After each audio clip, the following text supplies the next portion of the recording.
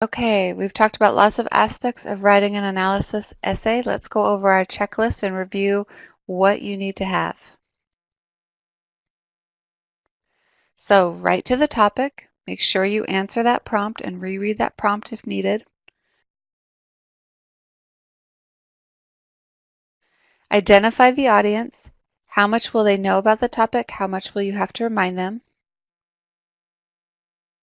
Generally, for the essay such as this, you don't have to remind a ton, just here and there a little bit, but you should assume that your audience has some idea and has read the speech and is familiar with it.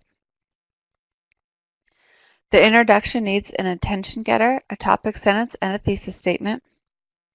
The thesis should be clear and state the main ideas of the paper. The paper should be organized, including transitions before each paragraph and easy for a reader to follow. The body paragraph should tie information back to the topic and thesis. The paragraph should flow in logical order. The concluding paragraph should provide a summary, restate the thesis, and leave the reader something to think about. The detail sentences should use support such as summary, paraphrase, specific details, and direct quotations. Details should be explained.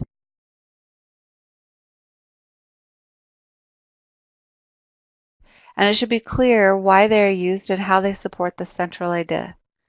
The final copy of the essay should be free from errors in spelling and grammar.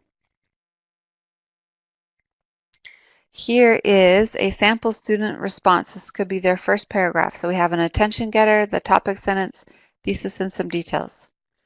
He was mesmerizing. Watching President Abraham Lincoln deliver his second inaugural address in 1865 was a completely moving experience. So we have our attention getter there, and then they have their topic sentence next, right? What that paragraph is about. Then he goes on to give some details. His dedication to ending the war between the states, preserving the unions, and freeing the slaves was apparent throughout his address.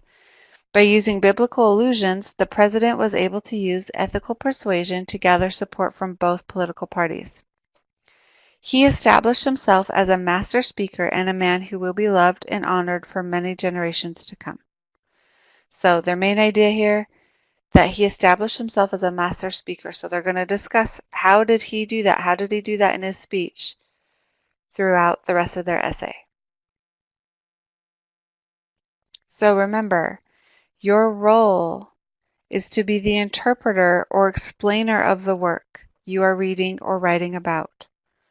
Use textual evidence. These are the two most important things. Explain what you think, what your ideas are about the speech. Use textual evidence to support your ideas.